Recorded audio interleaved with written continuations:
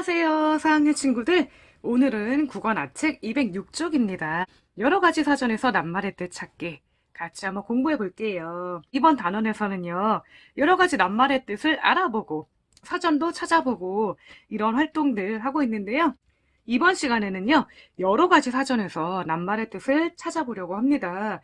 그러면 어떠한 사전이 있을까? 같이 한번 생각해 보면서 여기 볼게요. 1번입니다. 어떤 종류의 사전이 있는지 알아봅시다. 그랬거든요. 여러분들 알고 있는 사전 어떤 것이 있을까요? 네, 여기 그림부터 볼게요. 먼저 초등 국어 사전인데요. 이 초등 국어 사전은 국어 사전 중에서도 초등학생들이 보기에 알맞게 나온 그런 사전이겠죠. 그쵸? 그 다음에 요거. 여러분들, 요거는요, 인터넷 누리집입니다. 네, 우리가 낱말의 뜻을 검색해 볼 수 있는 누리집인데요. 특별히 여러분들 어떻게 찾아보면 되냐면요. 국립국어원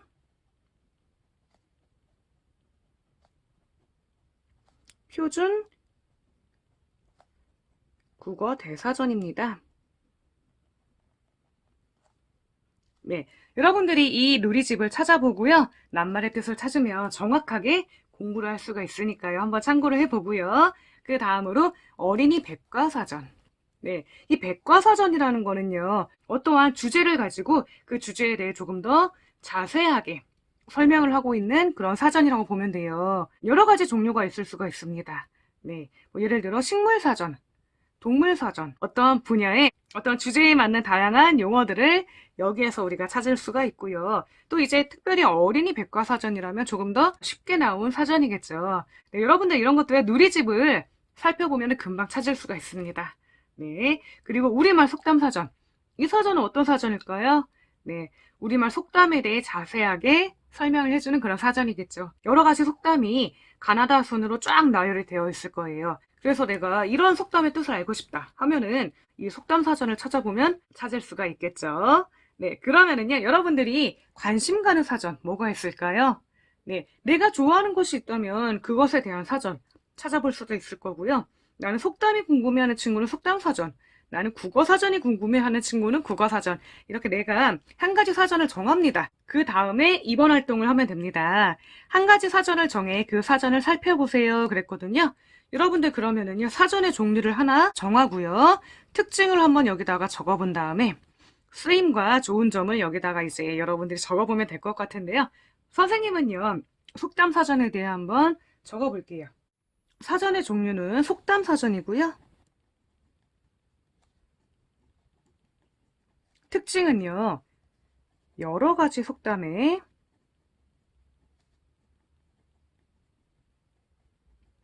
뜻과 쓰임까지도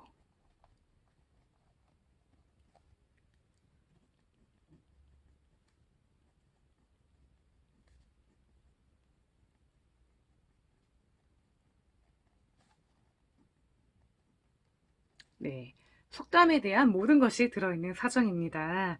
그러면은요, 그 쓰임과 좋은 점에 대해서도 한번 적어볼게요.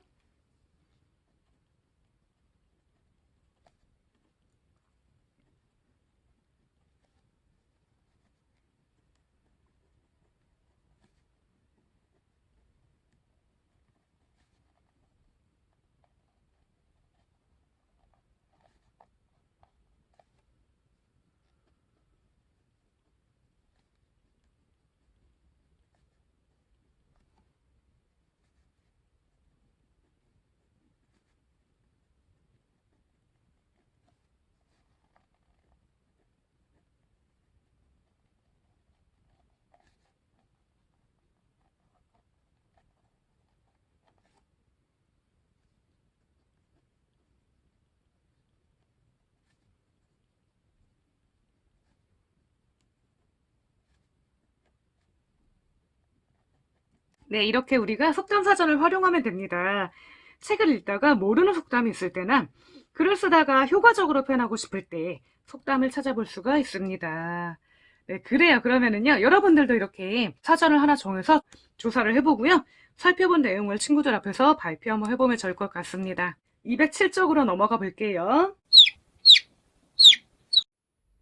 여러 가지 사전에서 낱말의 뜻을 찾으며 화성 탐사의 현재와 미래를 읽어봅시다. 그랬거든요. 네, 여러분들 지금 화성탐사의 현재와 미래라는 이 글이 있는데요. 이 글은요, 어떠한 전문 분야에 대해서 설명을 하고 있습니다. 무엇에 대해 설명을 하고 있을까요? 네, 화성 탐사에 대해 설명을 하고 있지요. 이거는요, 우리가 일상적으로 접할 수 있는 분야는 아니기 때문에 우리가 모르는 낱말들이 꽤 많이 나올 거예요. 이 글에는 우리가 모르는 낱말들이 꽤 많이 나올 텐데, 이 글을 우리가 잘 이해하기 위해서는요, 국어사전도 좋은데, 국어사전 말고도요, 우주와 관련된 전문 분야를 설명하는 그런 백과사전이 있다면 조금 도움이 더 될 수가 있겠죠. 물론 국어사전도 도움이 됩니다. 여러분들 때에 따라서 어떠한 낱말은 국어사전을 찾아보는 것이 더 좋을 것 같아. 어떠한 낱말은 그 전문 분야를 설명하는 백과사전을 찾아보는 것이 더 좋을 것 같아. 이렇게 우리가 상황에 따라 어떠한 사전을 찾아보는 것이 더 좋은지가 다를 때가 있거든요. 그러면은요, 여러분들 이 글을 읽을 때요, 우선 어떠한 낱말이 좀 궁금한지, 내가 모르는 낱말이 있는지 여러분들도 이렇게 한번 표시를 해가면서 글을 읽어볼게요.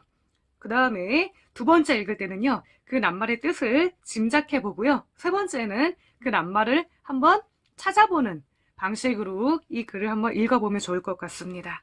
네, 그러면은요, 선생님도요, 몇 가지 낱말에다가 이렇게 밑줄을 그어놨는데요. 여러분들도 내가 모르는 낱말, 더 찾아보고 싶은 낱말에 표시를 해가면서 한번 읽어볼게요.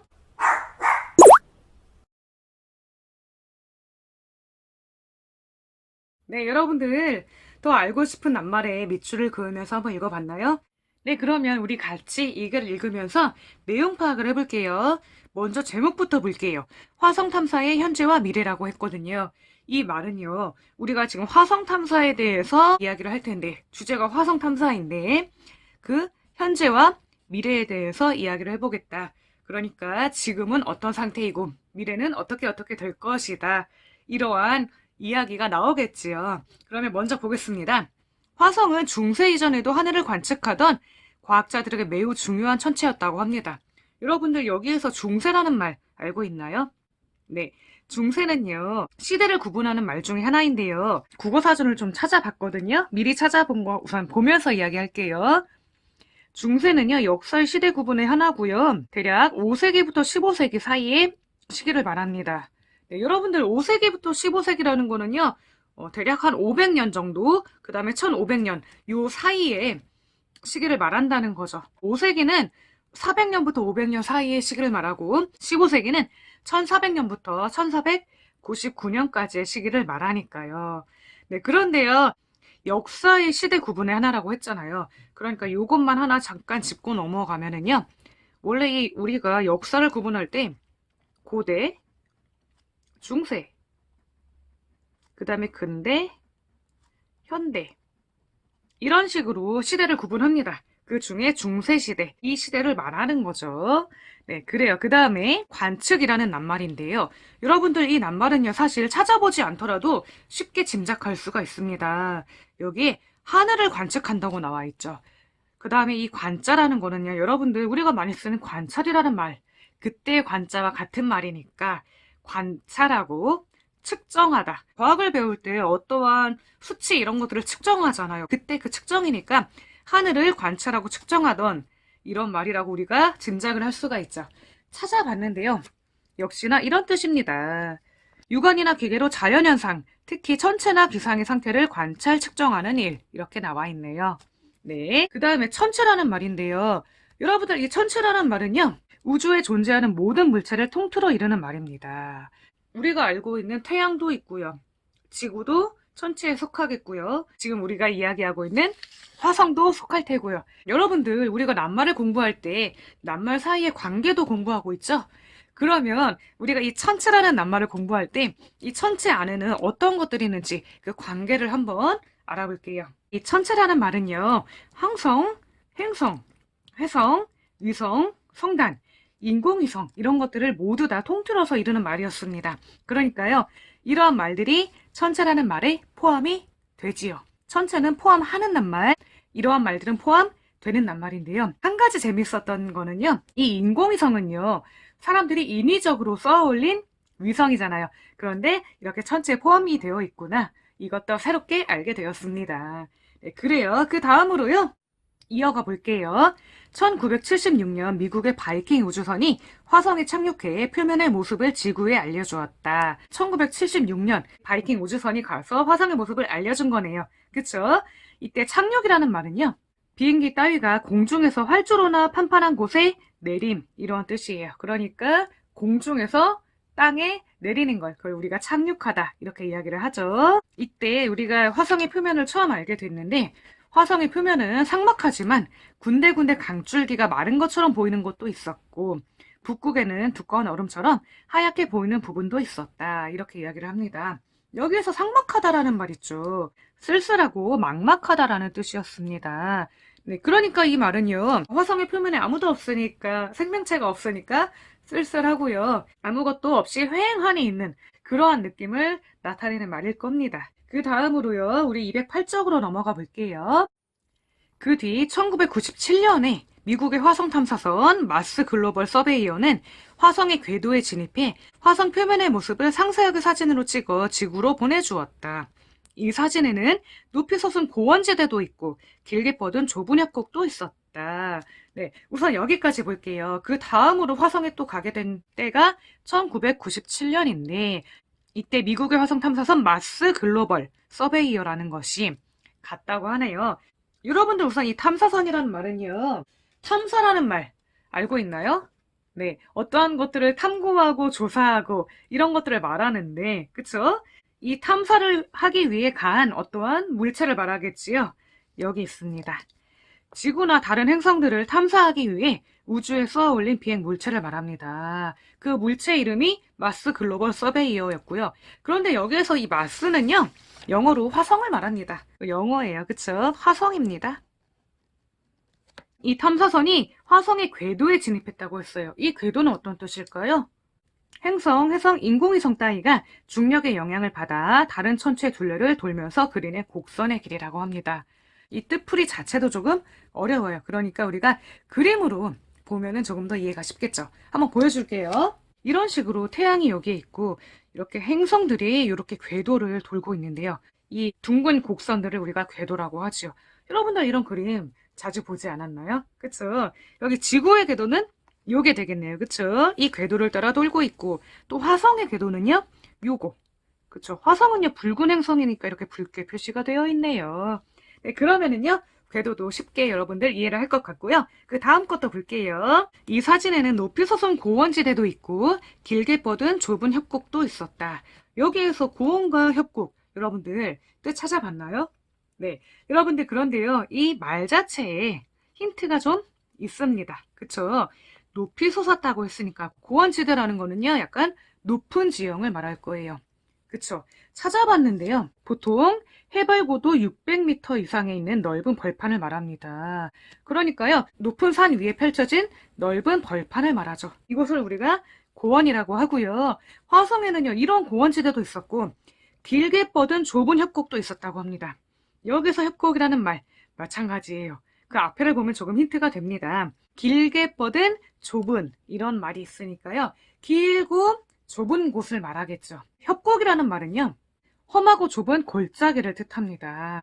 네, 그러면은요. 이 고원과 협곡이라는 말 그림을 통해 이해하는 것도 빠르겠죠. 그림 같이 한번 볼게요. 네, 먼저 고원 사진입니다. 지금 높은 산이지만 이렇게 넓게 들판이 펼쳐져 있죠. 이런 지형을 우리가 고원이라고 하고요. 다음으로는 협곡 사진인데요. 이렇게 좁기도 하고요. 깊게 이런 골짜기가 있지요. 네, 이러한 지형을 우리가 협곡이라고 합니다. 그리고 또 태양계 행성 가운데 가장 거대한 화산 지형도 있었다. 이렇게 이야기를 하는데요. 태양계 어떤 말일까요? 네, 태양계는요. 태양과 그것을 중심으로 공전하는 천체의 집합을 뜻합니다. 그 다음도 한번 읽어볼게요. 같은 해의 마스 패스파인더는 화성 표면에 착륙해 강줄기처럼 보이는 부분에서 화성 암석을 조사했다. 그 결과 화성에서 강물의 침식과 퇴적 작용이 있었음을 확인했다. 이러한 것은 아주 오래전에 화성 표면에 물이 흘렀다는 증거이다. 네, 정말 아주 오래전에는요. 화성에 물이 있었는지 모르겠네요. 그런데 여러분들 이 침식과 퇴적이라는 말 알고 있나요? 네, 한번 같이 볼게요. 침식은요. 비, 하천, 빙하, 바람 따위의 자연현상이 지표를 깎는 일을 말합니다. 그 다음에 퇴적은요, 암석의 파편이나 생물의 유해 따위가 물이나 빙하, 바람 따위의 작용으로 운반되어 일정한 곳에 쌓이는 일을 말합니다. 여러분들 그러니까요, 침식은요, 물이든 바람이든 이러한 지표면을 깎는 걸 말하고요. 퇴적은요, 여러 가지 암석의 파편이나 어떠한 것들이 차곡차곡 쌓이는 것을 말하는데, 물로 인해서 침식작용도 일어나고 퇴적작용도 일어납니다. 그쵸? 이런 것들이 있었으면 우리가 짐작해 볼 수 있기 때문에 화성에 물이 있지 않을까, 그리고 더 나아가서 생명체가 있지 않을까 추측을 해볼 수가 있다는 거죠. 그러니까요, 이 글에서는요, 화성에도 우리가 지구에서 볼 수 있는 여러 가지 지형들이 있었다. 그리고 그 중에 몇 가지를 통해서는 화성에 물의 흔적이 있었음을 알 수가 있고, 그것은 화성에 생명체가 있을지도 모른다는 것을 뜻한다. 이러한 이야기를 이 글에서는 하고 있습니다. 화성에 물이 있는지는 과학자들은 물론 일반인들도 관심이 많다. 물이 있다는 것은 화성인 또는 외계인까지는 아니더라도 생명체가 있을 수 있다는 것을 뜻하기 때문이다. 2004년에 미국의 쌍둥이 화성 로봇 탐사선인 스피릿 로버와 오퍼튜니티 로버가 서로 화성 반대편에 착륙했다.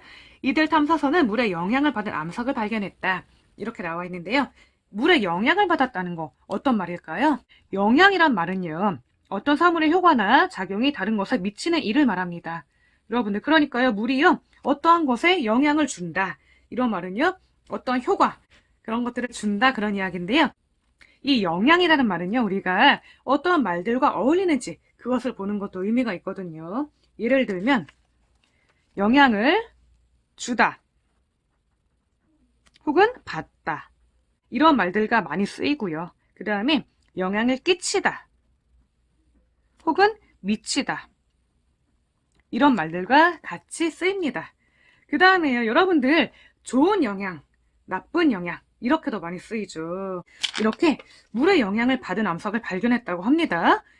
이 암석은 물속과 물 밖의 환경이 번갈아 바뀌는 곳에서 만들어진 것이다. 이것은 화성 표면에서 오랜 시간에 걸쳐 물이 있다가 증발하는 과정이 반복되었다는 것을 알려준다고 했어요. 네, 여러분들 여기에서 증발이라는 말 나오는데요. 증발이라는 말은요, 어떤 물질이 액체 상태에서 기체 상태로 변하는 것을 말합니다. 그쵸? 또는 그런 현상을 말합니다. 물 일상적으로 있으면은요, 공기 중으로 날아가죠? 쉽게 말하면 그런 현상을 우리가 증발이라고 합니다. 네. 화성 표면에서도 이렇게 오랜 시간 동안 물이 있다가 증발을 했는지 우리가 정말 궁금하네요. 그쵸? 미국의 화성 탐사선인 큐리오시티는 2012년에 화성의 적도 부근에 착륙했다. 이 탐사선은 화성 표면 바로 아래에 있는 얼음을 발견했다. 네, 급기야는 얼음까지도 발견을 하네요. 그런데 이 적도라는 말은 어떤 말일까요? 적도라는 말은요, 지구의 자전축에 대하여 직각으로 지구의 중심을 지나도록 자른 평면과 지표와의 교선을 말합니다. 네, 좀 어렵죠. 그쵸? 어려운데요. 간단하게 말하면은요, 지구가 이렇게 있다면 약간 기울어져 있잖아요? 이렇게 이제 자전축이 있을 것인데, 이것과 직각, 이 선이 적도라는 거죠. 그런데요, 이 글에서는요, 지구의 적도를 말하는 것이 아니라 화성의 적도를 말하는 것이기 때문에 화성도요, 똑같이 이 부분이 있겠죠. 이 부분에 부근에 착륙했다는 그런 얘기입니다. 그쵸? 네, 이 부근에서 얼음을 발견했다고 하네요. 네, 아주 큰 발견이겠죠. 그러면 210쪽 넘어갈게요. 미국은 2030년까지 사람들이 화성을 여행할 수 있도록 준비를 하고 있다. 이 부분은요, 지금 화성 탐사의 미래를 이야기하고 있죠. 앞으로는 우리가 이제 화성을 여행할 수도 있다. 그쵸? 큐리오시티는 이 연구과제 준비 단계로서 화성에서 사람들이 사는데 필요한 정보를 모으고 있다. 미국은 현재 화성 여행을 위해 마스 2020 로버를 준비하고 있으며, 이 탐사선은 화성에서 사람이 살아가는 데 필요한 산소와 자원을 조사할 예정이다. 네, 여기에는 어려운 낱말은 없는 것 같고요. 여러분들 다 이해할 수 있을 것 같습니다. 그러면은요, 이렇게 내용 파악이 끝났고요. 여러분들이 210쪽에 3번, 그리고 4번 활동을 한번 해보고요. 그리고 같이 한번 확인해 볼게요.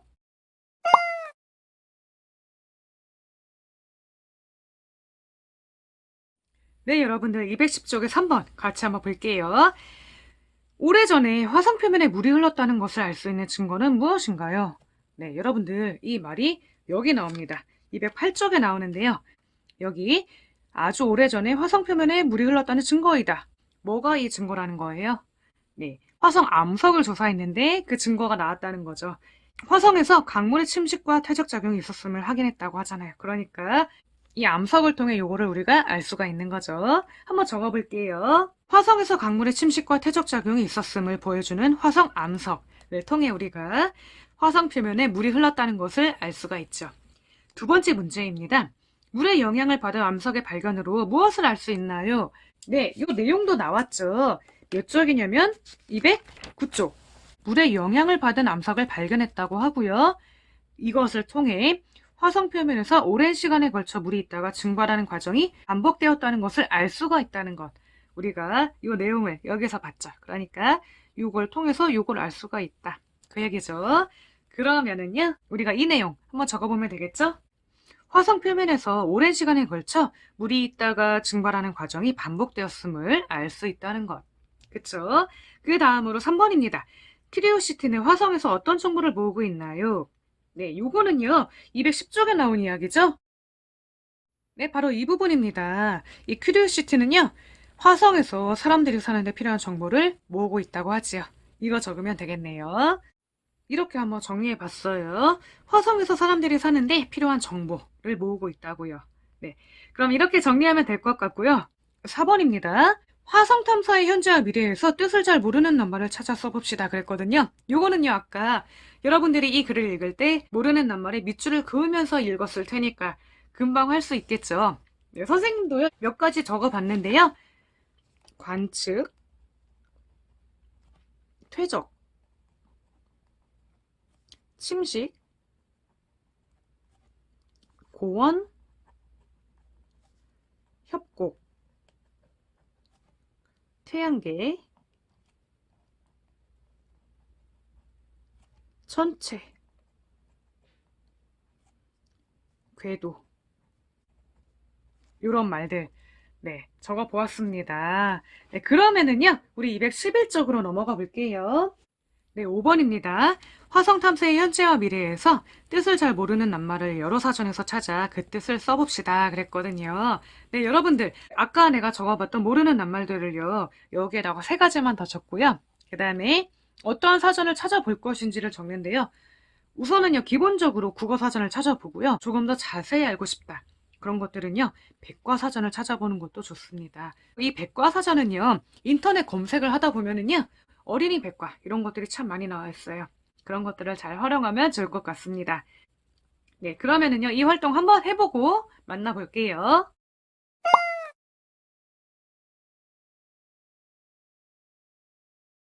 네, 여러분들 211쪽 한번 해봤나요? 네, 선생님이요. 국어사전, 백과사전 이런 것들을 찾아보니까요.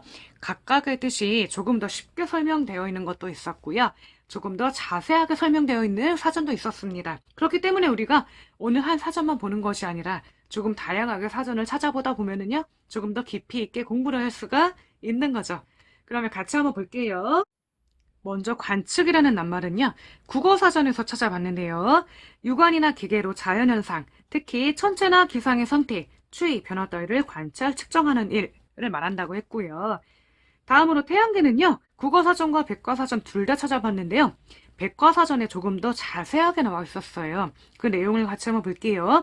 태양과 8개의 행성과 약 160개의 위성, 수많은 소행성, 해성, 유성과 운석, 옅은 구름을 이루고 있는 행성과 물질 등으로 이루어져 있다고 되어 있었어요.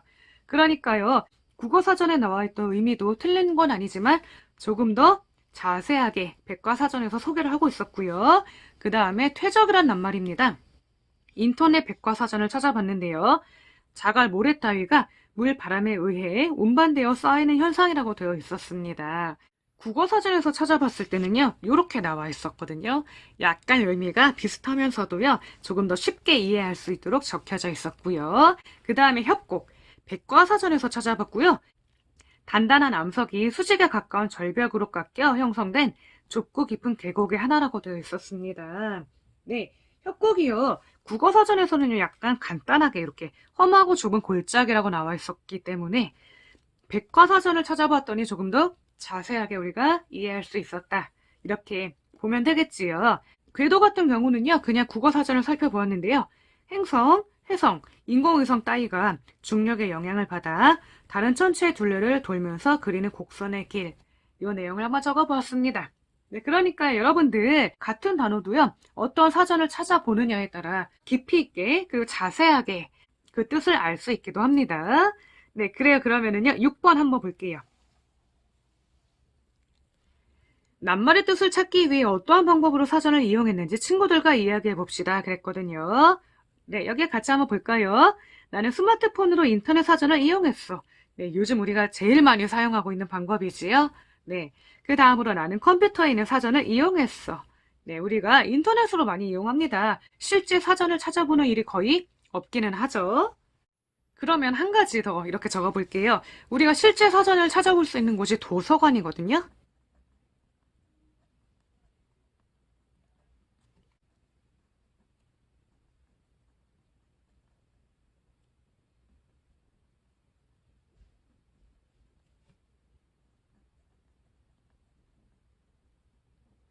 이렇게 한번 적어보았습니다.